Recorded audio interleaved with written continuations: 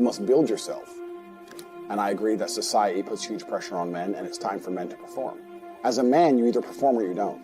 There's no safety net. The men who say, I can't feel like it, cannot compete with the men who do not say that. And it is player versus player. The man who goes to the gym every single day, regardless of how he feels, will always beat the man who goes to the gym when he feels like going to the gym. And it's player versus player. A good man controls himself. I have absolute self-control.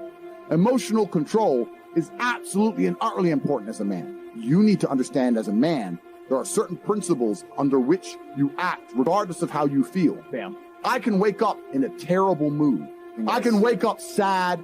I can ache. I can have a busy day, stressed, etc. I will complete the same tasks as if I woke up in a fantastic mood. I'll do the same things because how I feel has no bearing on the things I'm going to do in my day because I have duty to myself. There is no light without dark. You will not appreciate your six-pack unless you didn't have one and you had to earn it. That's how the world works. So when I talk to these dudes like, oh, but it's, you know what, Tate, yeah, I agree, but you know, it's hard. It's hard. Of course it is. It's supposed to be. And if you're not cut out for it, then fuck off and live a normal existence and die. Sit there, letting other men enjoy the spoils of being a man and fucking die. If that's what you want to do, is just sit there and exist and then fade into history unremembered. That's your decision. If you want to level up your character, then you need to get out here and do it. You need to be around brave men. You need to get some balls. You need to get your network together. You need to be paying attention, listen to the truth, humble yourself, stop sitting there with an ego. That's the game. But I made myself this way. I wasn't born this way. I absolutely and utterly made myself this way. And any single one of you men out here can do the same thing. I was always looking for, I wouldn't say happiness or contentment, but I was always looking to try and break out of the 9 to 5, just the normal monotony of day-to-day life. I think that men have a very unique life path, and it's very difficult to try and achieve status as a man. It's not easy to stand out from the crowd. And even what women expect of an important man, you need to be smart, charismatic, intelligent, strong, have a nice car, nice apartment, good network, good friends. You need to be able to handle stress. You need to be competent. There's so many things you need to be able to do. It's difficult for a young man to even have all these things. You need to start leveling up your mentality, your spirituality. You need to level up your ability, physicality. There's so many different ways you can level up, like a video game character, right? Once you have all the unlimited money, you can then start ticking all the stats boxes. Knowledge. When guys say to me, okay, well, how do I make women respect me? I say, well, how do you respect yourself? That's the first thing. No one's going to respect you if you don't respect yourself.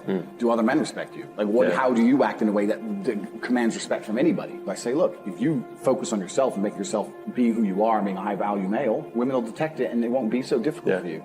You have to respect yourself first. And how does a woman respect the man? When she sees that he respects himself and other men respect him. You need to understand that the world you live in as a man, in my personal view, has been very purposefully constructed. And it's been constructed in a way to destroy your masculine power. And the future of the world, especially in the West, is a further encroachment on your sovereign ability, your sovereign thoughts, your base instincts, the things that make you happy.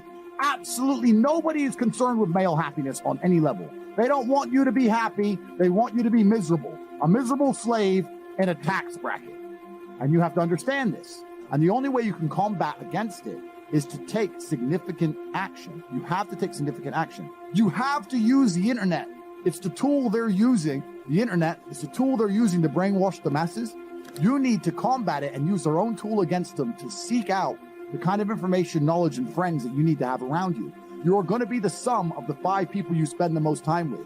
So that, if everyone understands that, as an intelligent person, you're going to be extremely careful and you're going to curate heavily the 5 people you hang around with. So you need to be aware of what's happening around you, and you need to curate for yourself a social network of people who understand that and are doing their best to combat that. That is the most basic imperative of the masculine frame, which has been destroyed in real time. They are trying to convince you that you should act how you feel. You should show more of your feelings.